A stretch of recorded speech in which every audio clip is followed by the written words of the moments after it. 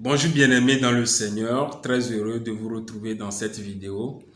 Et aujourd'hui, nous nous sommes rendus compte que les gens se posent souvent la question à savoir, est-il possible de demeurer saint?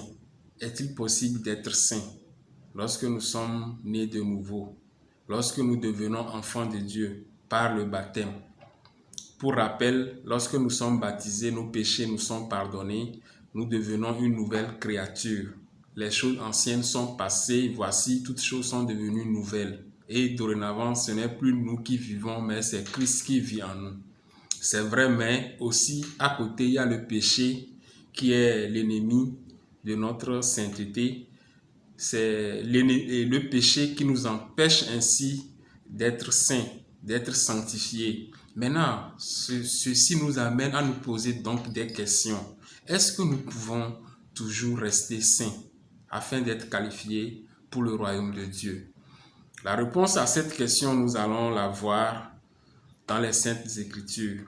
Et nous allons voir cette réponse dans 1 Jean, chapitre 1, verset 1 au verset 10. Nous allons lire. Lisons.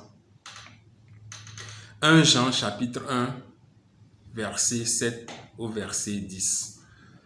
Mais si nous marchons dans la lumière, comme il est lui-même dans la lumière, nous sommes mutuellement en communion et le sang de Jésus, son Fils, nous purifie de tout péché. Si nous disons que nous n'avons pas de péché, nous nous séduisons nous-mêmes et la vérité n'est point en nous. Si nous confessons nos péchés, il est fidèle et juste pour nous les pardonner et pour nous purifier de toute iniquité. Si nous disons que nous n'avons pas péché, nous le faisons menteur et sa parole n'est point en nous. Donc nous voyons que il est possible de demeurer saint ou bien d'être saint à condition que nous puissions marcher dans la lumière de Dieu, que nous puissions marcher dans la lumière. Si nous marchons dans la lumière, alors nous sommes en communion permanente avec Jésus-Christ ou bien avec Dieu. Parce que quand on parle de Dieu, on parle de Jésus-Christ, on parle du Saint-Esprit, c'est la même personne. Donc si nous marchons dans la lumière, nous sommes en communion avec Dieu et ainsi Jésus-Christ nous purifie de tout péché.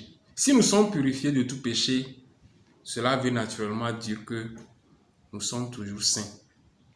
Nous gardons notre nature sainte. Nous demeurons saints. Et si nous demeurons saints, nous sommes qualifiés pour le royaume de Dieu. Nous sommes toujours enfants de Dieu. Nous pouvons ainsi manifester la gloire de Dieu dans notre vie. C'est quoi marcher dans la lumière? Maintenant, c'est ça la question.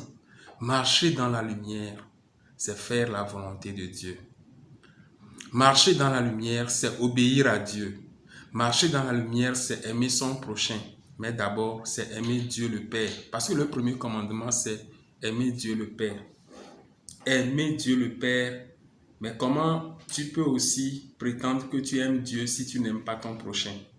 Donc les deux commandements sont ensemble.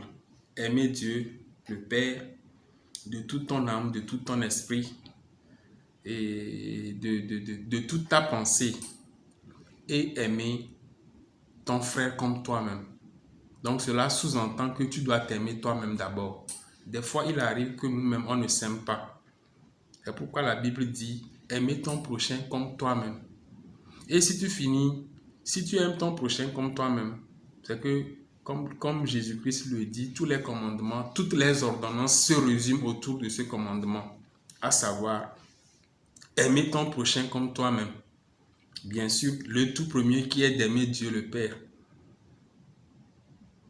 Donc, marcher dans la lumière, c'est faire des efforts, c'est se battre, c'est haïr le péché, c'est chercher le bien de l'autre, c'est toujours se préoccuper de ce que Dieu veut d'abord, avant ce que nous voulons. C'est se poser la question à chaque fois, ce que je fais, est-ce que Dieu est d'accord? Est-ce que c'est ce que Dieu veut? Et si tu arrives à le faire, naturellement, nous sommes humains, nous sommes hommes, on n'est pas seulement esprit, nous sommes chair, âme et esprit. La Bible dit que l'esprit est bien disposé, mais la chair est faible. Donc cela veut dire que la chair peut t'amener à pécher. Et c'est pourquoi maintenant, dans les versets qui ont suivi, on nous a parlé de la confession. Nous avons vu qu'au verset 8, on nous dit que si quelqu'un pense que lui, il ne pêche pas, cette personne se ment à elle-même. Cette personne se ment à elle-même. Personne ne peut dire que lui, il est sans péché. Mais la bonne nouvelle est que quand tu reconnais, tu regrettes ton péché, quand tu l'as fait involontairement, quand c'est la chair, par erreur, par maladresse, par tout ce que nous voulons, si c'est par un moment de faiblesse que tu es tombé dans le péché, et regrette-le sincèrement, répands-toi, Dieu lui, il te pardonne. C'est-à-dire, confesse-le quoi, regrette-le, confesse-le avec sincérité, sois prêt à ne plus recommencer et Dieu te pardonne et tu gardes ta nature sainte, tu demeures saint et c'est ce que nous tous nous voulons. Que ceci soit notre partage, que ceci soit mon partage, ton partage, son partage, notre partage, pour que nous ne puissions pas manquer notre vision, notre objectif principal, et aussi pour que nous puissions manifester la gloire de Dieu, garantir notre salut éternel. Que le Seigneur nous bénisse. Shalom.